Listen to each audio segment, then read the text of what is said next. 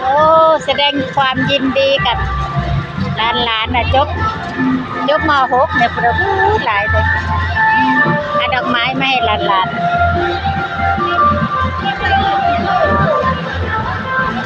โรงเรียนบัวขาวจ้าโรงเรียนบัวขาว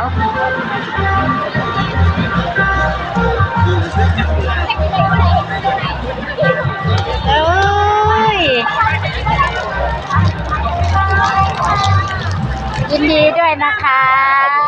นี่ดิหลานไส้ยินดีด้วยจ้า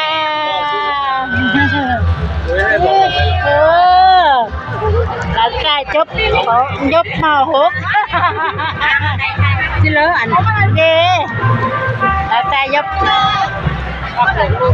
เอาอันนี้ของยายทูนก็มา